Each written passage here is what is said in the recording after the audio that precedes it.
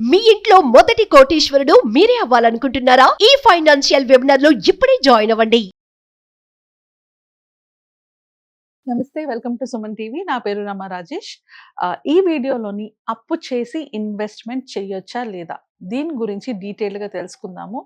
రీసెంట్గా నా క్లయింట్ నా దగ్గర ఇన్వెస్ట్ చేస్తున్న ఒక క్లయింట్ వచ్చి నాతోని ఈ ప్రాబ్లమ్ని డిస్కస్ చేశారు.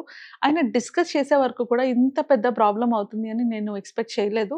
మేము చాలాసార్లు వీడియోలో చెప్తూ ఉంటాం, అప్పు చేసి దయచేసి ఇన్వెస్ట్మెంట్లు చేయొద్దు, మార్కెట్ పడిపోయింది పర్వాలేదని చెప్తూ ఉంటాం. కానీ ఒక కేస్ స్టడీ తీసుకొని ఆ కేస్ స్టడీలో ఆయన చేసిన మిస్టేక్స్ ఏంటి, అలాంటి మిస్టేక్స్ మీరు చేయకుండా ఉండాలి అంటే ఏం చేయాలి అని తెలుసుకుందాం ఈ పర్టికులర్ వీడియోలోని. సో నా క్లయింట్ ఏం చేశారంటే, ఆయన నాకు కాల్ చేసే ముందు ఇట్లా నా దగ్గర ఒక 10 లక్షలు ఉన్నాయి మేడం, నేను ఇన్వెస్ట్ చేయాలనుకుంటున్నాను అని ఫోన్ చేశారు. ఓకే, సో నాకు ఆయన గురించి అంతా తెలుసు. బికాస్ యాజ్ అ క్లయింట్ నాకు ఆయన ఫైనాన్షియల్ స్టేటస్ డీటెయిల్స్ అన్నీ తెలుసు. అతనికి నెలకి ₹1,00,000 జీతం వస్తుంది. సో నెలకి 1,00,000 శాలరీకి తగ్గినట్టుగానే ఇన్వెస్ట్మెంట్స్, సేవింగ్స్ అన్ని ప్రాపర్గా ప్లాన్ అయిపోయి, అంతకు మించి ఎక్స్ట్రాగా ఆయన సేవ్ చేయడానికి ఏమి మనీ అయితే మిగలదు. సో నేను అడిగాను క్లయింట్కి, అంటే అతనికి, సార్ ఏంటి మీకు ఏమైనా ల్యాండ్ ఏమైనా సెల్ చేశారా, లేకపోతే కంపెనీలో ఏమైనా బోనస్ వచ్చిందా, ప్రమోషన్ ఏమైనా వచ్చిందా, ఎక్కడి నుంచి 10 lakhs మీకు వచ్చాయి అని. సో అప్పుడు నాకు ఆయన చెప్పిన పాయింట్ ఏంటి అంటే, మేడం నేను లోన్ తీసుకున్నానండి, బికాజ్ ఇప్పుడు మార్కెట్ పడిపోతూ ఉంది కదా, ఈ పడిపోతున్న మార్కెట్లో ఇన్వెస్ట్ చేయడానికి నేను లోన్ తీసుకున్నాను. ఆ లోన్ తీసుకొని నేను దాన్ని ఇప్పుడు ఇన్వెస్ట్ చేయడానికి రెడీగా ఉంటున్నానని. సో ఇది నేను షాక్ అయిపోయాను. నేను అందరికీ ఎక్కడ చూసినా కూడా నేను ప్రతి ఒక్కరికి చెప్పేది ఏంటి అంటే, లోన్ తీసుకొని ఇన్వెస్ట్మెంట్ చేయకండి అని నేను ఎప్పుడు చెప్తూ ఉంటాను. అయినా కూడా నా క్లయింట్ ఇట్లా అవ్వడంతోని, ఇదేంటి సార్ లోన్ ఎందుకు తీసుకున్నారు, ఇప్పుడు ఆ లోన్ తీసుకున్నారు సరే, ఇన్వెస్ట్మెంట్స్ అయితే అన్ని ఎస్ఐపిల్లో ఉన్నాయి, మరి ఇప్పుడు ఈ లోన్ని మీరు ఎలా తీరుస్తారు అంటే, నెక్స్ట్ మంత్ నుంచి నాకు, అంటే ఏప్రిల్ నుంచి ఆయనకి శాలరీ పెరుగుతుందంట. సో ఆ పెరిగిన శాలరీతోని ఈఎంఐ ఒక్క నెల ఇబ్బంది పడతాను మేడం, ఆ నెక్స్ట్ నుంచి నాకు శాలరీ పెరుగుతుంది కాబట్టి ఆ పెరిగిన దాంతో ఈఎంఐ కట్టుకుంటాను, అలా నేను ప్లాన్ చేసుకున్నాను అని చెప్పారనమాట. సో ఇతని ఎగ్జాంపుల్లోని ఆయన చేసిన మిస్టేక్స్ ఏమున్నాయో నేను మీకు ఎక్స్ప్లెయిన్ చేస్తూ, ఇలాంటి సిచ్యువేషన్లో కనుక మీరుంటే, ఇలాంటి డెసిషనే మీరు తీసుకోవాలనుకుంటే, మీకు ఆ డెసిషన్ తీసుకోవడానికి హెల్ప్ అవుతుందని ఈ పర్టికులర్ వీడియో అనమాట. సో నేను ఆయన అడిగిన ఫస్ట్ క్వశ్చన్ అదే. ఒక 2 నెలల తర్వాత మీకు పెరుగుతుంది జీతం, సో అర్థమవుతుంది, 1-2 monthsలో శాలరీ పెరుగుతుంది, దాంతో ఈఎంఐ తీరుస్తాను అంటున్నారు సరే. ఇప్పుడు ఆ 1-2 monthsలోని మీ పిల్లల స్కూల్ ఫీజు పెరిగింది అనుకుందాం, లేదంటే మీ ఇంటి మెయింటెనెన్స్ పెరిగింది అనుకుందాం, లేదా మీ జాబ్ పోయింది అనుకుందాం, దానికేంటి సార్ పరిస్థితి, దానికేమైనా ప్లాన్ ఉందా మీ దగ్గర అంటే, ఆయన దగ్గర అలాంటి ప్లాన్ లేదు. అవునండి, నేను ఈ విషయం నేను ఆలోచించలేదు. అంటే ఇలాంటి ప్రాబ్లమ్స్ ఎలా వస్తాయండి, అన్నీ బాగానే ఉన్నాయి కదా, ఇప్పుడైతే మా పిల్లల స్కూల్ ఫీజులు అయితే మాకేమి ఇంటిమేషన్ రాలేదు పెరుగుతుంది అనేసి, నాకు ఇంటి మెయింటెనెన్స్ కూడా పెరుగుతుంది అని ఏమి ఎలాంటి ఇంటిమేషన్ రాలేదు. సో అలాంటప్పుడు ఈ ప్రాబ్లం ఎందుకు వస్తుంది అని. సరే సార్, ఒకవేళ జాబ్ పోతే, మీ జాబ్ పోతే పరిస్థితి ఏంటి, అక్కడ ఆలోచించారు ఆయన. అవునండి, జాబ్ పోతే మాత్రం నేనేం చేయలేను. అంటే కంపెనీలో అయితే కొన్ని ఒడిదుడుకులైతే ఉన్నాయి, జీతం అయితే పెరుగుతుంది, బట్ జాబ్‌కైతే గ్యారంటీ లేదు అనేసి.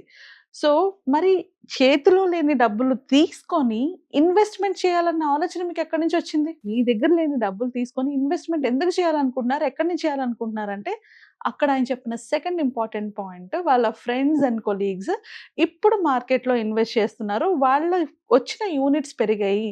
సో ఇప్పుడు నాకు చాలా తక్కువకొచ్చింది, నేను రూపీ కాస్ట్ యావరేజింగ్ చేసుకున్నాను ఇలాగా ఇన్వెస్ట్ చేయడం వల్ల అని చెప్తూ ఉంటే, ఒక పక్క న్యూస్‌లో అదే వింటున్నారు, ఇంకో పక్క ఫ్రెండ్స్ అదే చెప్తున్నారు, ఇంకో పక్క కొలీగ్స్ అదే చెప్తున్నారు.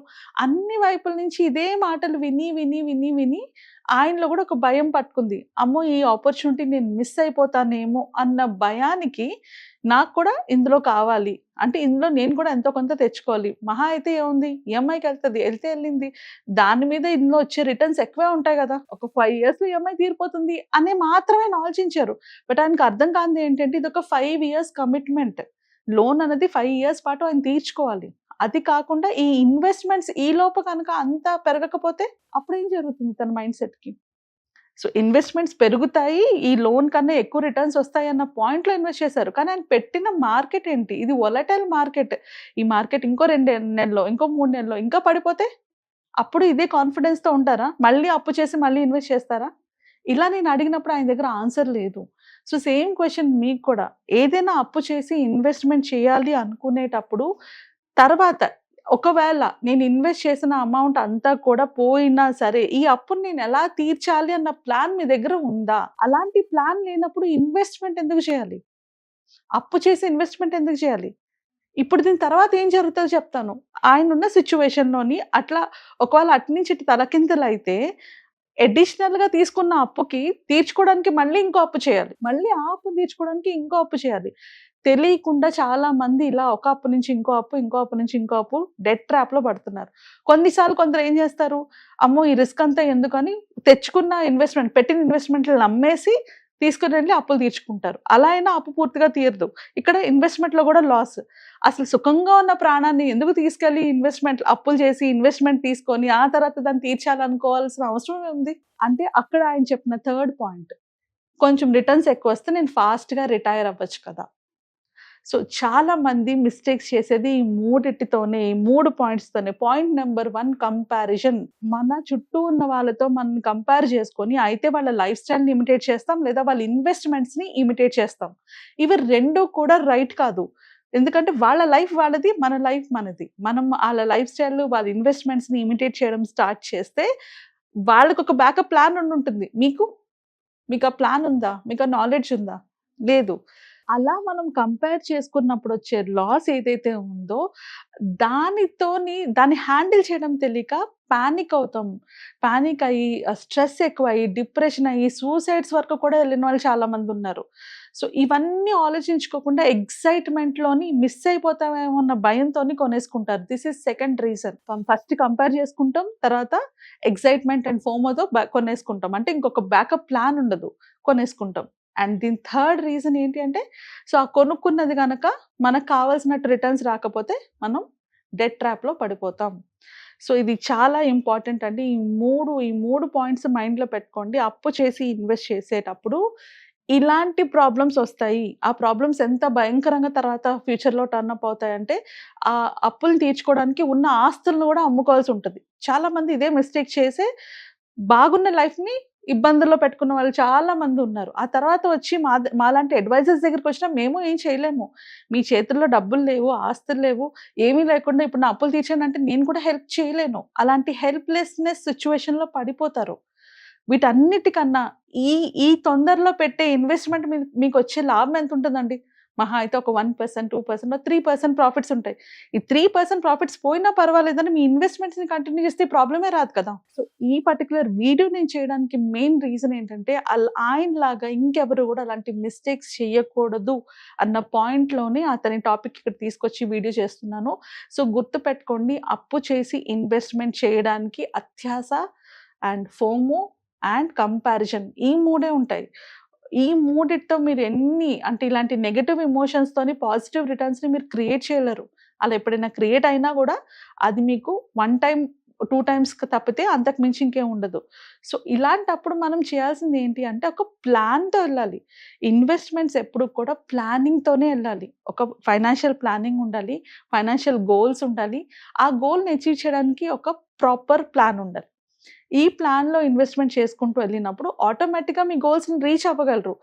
దీన్ని కాంప్లికేట్ చేసుకొని లేని ప్రాబ్లమ్స్‌లో పడుతూ ఉన్నారు చాలామంది. ఇలాంటి ప్రాబ్లమ్స్‌లో పడకుండా ఉండాలి అంటే ఎక్సైట్‌మెంట్‌తో ఇన్వెస్ట్‌మెంట్స్ కాదు, ఆలోచించి ఇన్వెస్ట్‌మెంట్ ప్లానింగ్ చేసుకోవాలి. ఇప్పుడు మిస్ అవుతున్నానన్న ఎక్సైట్‌మెంట్‌తో ఆలోచిస్తే ఒకవేళ లాస్ అయితే పరిస్థితి ఏంటి అన్న వైపు కూడా ఆలోచించుకోవాలి. ఇప్పుడు మీ దగ్గర ఆస్తులున్నాయా? లేకపోతే ఇంకేమైనా ఉన్నాయా? ఇది నేను అనుకున్నట్టు వెళ్ళకపోతే నేను దీన్ని నమ్మి బయట పడగలనా? నా ఫ్యామిలీ నేను హ్యాపీగా బయట పడగలమా? అన్న ప్లాన్ ఉండాలి.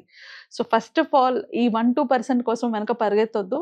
మీ దగ్గర ఉంటే ఇన్వెస్ట్ చేయండి. లేకపోతే ఇన్వెస్ట్‌మెంటే చేయొద్దు. ఇలాంటివి ప్రతిసారి జరుగుతూనే ఉంటాయి. Stock market is a volatile market. Mutual ఫండ్స్‌లోని అది ఈక్విటీ మ్యూచువల్ ఫండ్స్ ఇలాంటి వోలటిలిటీకి అవుతూనే ఉంటుంది. నేను ఇంకో వీడియోలో చెప్పాను. మనకి 3 ఫేజెస్ ఉంటాయి. కంపల్సరీగా ఈ మ్యూచువల్ ఫండ్స్‌లో గాని, స్టాక్ మార్కెట్‌లో గాని ఇన్వెస్ట్ చేసేటప్పుడు వాటికి 3 ఫేజెస్ ఉంటాయి. ఒక ఫేజ్ ఏంటి అంటే డిసప్పాయింట్‌మెంట్ ఫేజ్. సో, డిసప్పాయింట్‌మెంట్ ఫేజ్‌లో మనకి తక్కువ రిటర్న్స్‌కి వస్తా ఉంటాయి. సో, ఆ నెక్స్ట్ ఫేజ్ ఇరిటేషన్ ఫేజ్. అంటే ఇప్పుడు మనం ఉంటున్న ఫేజ్. మన మార్కెట్‌లో మనం పెట్టిన డబ్బులు కూడా లాసెస్‌లోకెళ్ళిపోతది. ఆ తర్వాత ఫేజ్ బుల్ ఫేజ్. ఈ 3 ఫేజెస్ కంటిన్యూయస్‌గా రిపీట్ అవుతూనే ఉంటాయి. అలా రిపీట్ అవ్వడం వల్లే మనం ఎక్కువ రిటర్న్స్‌ని గ్యాదర్ చేసుకోగలం. ఇప్పుడు మిస్ అయితే నెక్స్ట్ ఫేజ్‌లో ట్రై చేయండి. అప్పుడు మిస్ అయితే ఆ నెక్స్ట్ ఫేజ్‌లో ట్రై చేయండి. అంతేగాని లేని డబ్బులు తీసుకొనొచ్చి ఎక్స్‌ట్రా రిటర్న్స్‌ని చేసుకోవాలని మాత్రం అస్సలు ప్రయత్నించొద్దు. సో, ఇలాంటి సిట్యుయేషన్స్‌ని మిమ్మల్ని మీరు తప్పించుకోవడం ఎలాగా అంటే ఒక అడ్వైజర్ హెల్ప్ తీసుకోండి. నాట్ కంపేరింగ్ అంటే పక్కనున్న ఫ్రెండ్స్, కొలీగ్స్ వాళ్ళ సలహాలు కాకుండా చాలా మంది నష్టపోయింది మనీలోని ఎదుటి వాళ్ళు, పక్క వాళ్ళు చెప్పిన ఉచిత సలహాల వల్లే. వీళ్ళు చెప్తున్న వాళ్ళకి వీళ్ళకి అన్నీ బానే ఉంటాయి. అంటే వీళ్ళకి ఆస్తులుంటే కావాలంటే అమ్ముకొని ఎళ్ళే సిట్యుయేషన్‌లో ఉంటారు. బట్ మిగిలిన వాళ్ళు అవతల వ్యక్తికి అవన్నీ ఫెసిలిటీస్ లేకపోవచ్చు. సో, అలా లేకపోయినప్పుడు వాళ్ళే అప్పుల్లో పడతారు. వాళ్ళు చాలా ఇబ్బందులు పడతారు. So, first and most important thing ఇట్లా అన్‌ఆథరైజ్డ్ అడ్వైజెస్ అంటే వాళ్ళు కనీసం అడ్వైస్ ఇవ్వడానికి కూడా అర్హులు కాదు. They are not professionals. They are not experts. అలాంటి వాళ్ళ దగ్గర నుంచి అడ్వైస్ తీసుకొని ఇన్వెస్ట్‌మెంట్ ప్లానింగ్ చేయొద్దు. మీకు అలాంటి ఇన్వెస్ట్‌మెంట్ అడ్వైజెస్ ఏమైనా కావాలంటే ఎవరైనా అడ్వైజర్ దగ్గరికెళ్ళండి. లేకపోతే నా దగ్గరికొచ్చిన నేనైనా హెల్ప్ చేస్తాను. బట్ అన్‌వాంటెడ్ అడ్వైజెస్ తీసుకోకండి. అండ్ సెకండ్ థింగ్ చాలా మంది మీలోని ఇన్వెస్ట్‌మెంట్ చేసేటప్పుడు అడ్వైజర్ దగ్గరకో, డిస్ట్రిబ్యూటర్ దగ్గరకో వెళ్లి ఇన్వెస్ట్‌మెంట్ చేస్తుంటారు. బట్ ఇలాంటి డెసిషన్స్ తీసుకునేటప్పుడు వాళ్ళని అడగరు. సో, మీరు ఆల్రెడీ వాళ్ళ ద్వారా ఇన్వెస్ట్‌మెంట్ చేస్తున్నప్పుడు వాళ్ళకి ఒక మాట కనుక్కోండి. ఎవరు ఎన్ని చెప్పినా కూడా మీరెవరి దగ్గరైతే ఇన్వెస్ట్ చేస్తున్నారో వాళ్ళని ఒక మాట కనుక్కొని ఇది కరెక్టేనా కాదా అని తెలుసుకొని ఇన్వెస్ట్‌మెంట్ చేయండి. And next and important thing మనకి ఇలాంటి ఫేజెస్ ఎప్పుడు వస్తుంటాయి. ఇప్పుడు కాకపోతే ఇంకొకసారి వస్తుంది అన్న పాయింట్ మైండ్‌లో పెట్టుకోండి. ఇది తప్పితే మళ్ళీ రాదు అన్నది కాదు. ఖచ్చితంగా ఇలాంటివి స్టాక్ మార్కెట్‌లో ఎప్పుడు జరుగుతూ ఉంటాయి. అండ్ ఎప్పుడు కూడా ఫోమోతో కొనుక్కోవద్దు. అంటే పోతుందేమో, మిస్ అవుతానేమో అని కొనొద్దు. మనం ఆ భయంలోనే చాలా మిస్టేక్స్ చేస్తాం. సో, ఇవన్నీ మైండ్‌లో పెట్టుకొని మీరు ఫైనాన్షియల్‌గా మంచి డెసిషన్స్ తీసుకుంటారనుకుంటున్నాను. సో, ఎప్పుడైనా కూడా ఎక్సైట్‌మెంట్ కాకుండా ఆ ఇన్వెస్ట్‌మెంట్‌ని మనం ఎక్సైట్‌మెంట్‌తో ఇన్వెస్ట్‌మెంట్ చేస్తే అదొక ఆబ్స్టికలే అవుతుంది గానీ, అదొక ఇన్వెస్ట్‌మెంట్ అవ్వదు. అది గుర్తుపెట్టుకొని ఇన్వెస్ట్‌మెంట్ పరంగా మంచి డెసిషన్స్ తీసుకోండి. మిస్టేక్స్ మాత్రం చేయొద్దు ఫైనాన్షియల్ ప్లానింగ్‌లోని. అలాంటి డౌట్స్ ఏవన్నా మీకు ఉంటే మీరు కింద స్క్రోల్ అవుతున్న నంబర్‌కి కాల్ చేసి అపాయింట్‌మెంట్ బుక్ చేసుకోవచ్చు. లేదా మీకు తెలిసిన అడ్వైజర్‌ని కూడా కనుక్కోవచ్చు. ఓకే. నమస్తే.